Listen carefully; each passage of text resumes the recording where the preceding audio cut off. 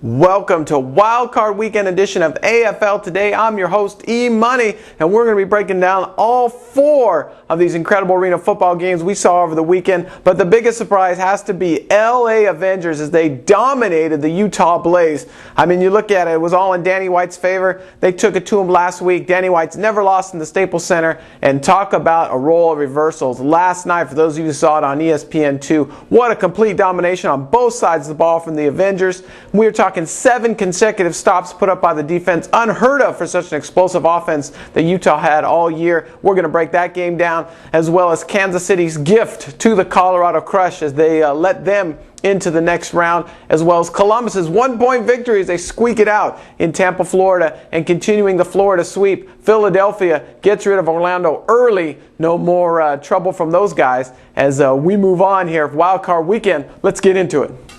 All right, folks, here we go. Tony Graziani and the Philadelphia Soul once again match their performance from last year, advancing to the next round of the playoffs. And they pretty much had I don't want to say an easy time, but the first 2 quarters were very physical, I can tell you that. Tony definitely earned, as he's rumored to be the highest paid arena football player. He earned it in this game because Orlando's defensive line was getting after it, and they were putting the hits on Tony, that's for sure. Nonetheless, Tony came out strong in the second half, and it just seemed that Orlando's front 3 on their offensive side of the ball, as well as Shane Stafford, just ran out of gas in the fourth quarter. You saw Shane underthrowing a lot of balls, and they just could not get anything going. Obviously, you saw the frustration on the head coach there, as the Grudens are known for. And again, Orlando just seemed no gas in the tank. Philly again you knew it was going to be a black and blue match, and I can say for Orlando, at least the defensive line showed up. Again, they put the pressure on Grazi, but the second half was his half. They came back strong, closed out Orlando. This game was done in the fourth quarter. Philly moves on, and they get to play Georgia in Georgia. What a reward. It's kind of like, oh, great, now you get to go play Georgia. But it should be an interesting matchup there, and we'll talk about that as we get going here. But let's move on to the next game. Columbus takes a trip to Tampa, and everyone was picking Tampa to take away with this one. I thought for sure Markham with the home court advantage, the way they turned things around there, were definitely going to do some damage. But nonetheless, it came down to the little things, folks. That's right. This was a back and forth game. Nobody on defense stopped each other. The only stop came from Columbus when they had an INT return for a touchdown. But other than that, Dietz played a perfect game, I would say, at the quarterback position for Tampa. You can't fault him whatsoever. He did fabulous. But what happened towards the last 2 minutes of the game here, Tampa goes up and scores, and they get a delay of game penalty for the extra point, moves them back to 5 yards, and what happens? The kicker misses it, gives Columbus that open window. That was time for the Tampa D to step up, but again, could not stop Columbus. Columbus came in and kicked the extra point for the win.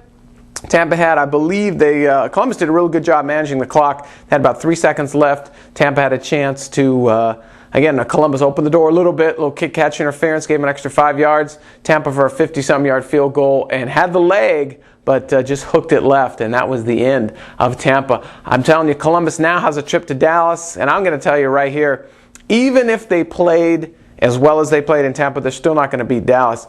The things that concern me for Columbus, again, with Coach K being a defensive coach, again, he was the defensive coach for Avengers before he came over there, that's where they had all their troubles. I mean, they had 2 4th and longs that they gave up, one on a stupid penalty in the last couple minutes of the game.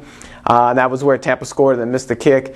And another 4th and 25 that they let get past them. I mean, these mental breakdowns you just cannot have. And if you're going up against Dallas, you need to get things in order. So I think Columbus is really going to run into a brick wall in Dallas, and it's going to take Dozell falling apart for Columbus to go on. But that's just my prediction. We'll see what Coach K and Matt Nagy come up with in that matchup. All right, let's get down to Colorado taking on KC. And this was KC wrapped it up in a bow and handed it to Colorado, their advancement to the playoffs, because KC had this game won over and over and over again and could not put it away. This game showed you the best and worst of Raymond Filia. Again, KC started the game with a blown coverage on defense.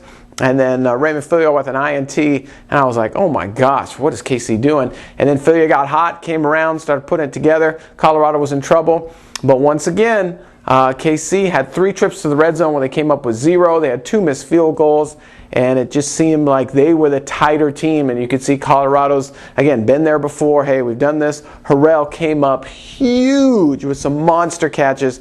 And now, you know, everybody talks so great about this guy. He came on strong when it counted, and he definitely was the difference maker. And in fact, of all this stuff, KC still had a chance to win the game. They had the ball last. The ball, I think it was on the 3-yard line. They had 9 seconds to go. Took their time getting to the line, had to rush the snap, fumbled it. Now they're on the 10-yard line still. Nonetheless, good spot to be in. Had a wide open receiver, not an impossible throw, a solid window. Throws that Raymond Filion makes all the time, but he just came up short. And again, KC had a chance to win it, couldn't do it. And it was pretty sad to see as they gave this one to Colorado. Colorado now gets to go play San Jose. And there's a matchup that I think San Jose is really excited about. I don't think Colorado has a prayer against San Jose. Although, personally, I think they do win, because if they win, and if, as we'll get to, LA Avengers win, then we have another Avengers home game. But nonetheless, I think it's over for Colorado. They have to get all the stars to align properly and all the miracles cashed in, because I think San Jose is just going to mow them down. All right, next game. Let's talk about it again. LA Avengers, Utah Blaze. Second time these teams played in a row. The experts kind of noted that they said, hey, you know what? LA didn't necessarily play purposely their best football on the previous meeting, and they came out and really played it this last Monday night. You saw it on ESPN2. 7 consecutive defensive stops. Got to hand it up to the Avenger defensive line. Jason Stewart, of course, Silas Demery. These guys were in Utah's face, Jermaine's face, all night long, and it was brilliant to watch. And then, of course, you got to hand it to Wheeler, shutting down Sia Burley. Again, the Avengers have some depletions there in the defensive back area, and they were able just to say, hey, we're just going to commit to shutting down Sia Burley. You're going to have to beat us with Tom Pace. You're going to have to beat us with Aaron Boone. And that was not the case, because Jermaine was just getting harassed in the backfield through 2 or 3 interceptions. 2 of them off the net, 1 to return by Josh Jeffries. And speaking of Josh Jeffries, here's a guy that had a breakout game. 2 rushing touchdowns, 2 receiving touchdowns, and an interception. I mean, let Josh out of the cage. A huge game for him. And again, Blaze on the other side had no answers, and it just seemed all the bounces that went the Blaze away last week went the Avengers this time. Although all us arena fans, we were still holding our breath. 4th quarter, 6 minutes left, we're up 4 scores. We still knew better. And but LA pulled it out, and their first playoff franchise victory in history. Again, they've been around 6 years, first time they've ever won. And I'll have to tell you, this is with probably the least team talent-wise of all the playoff teams that they had. You have to remember, LA Avengers had Graziani. They had Chris Jackson on the same roster. They had Sia Burley.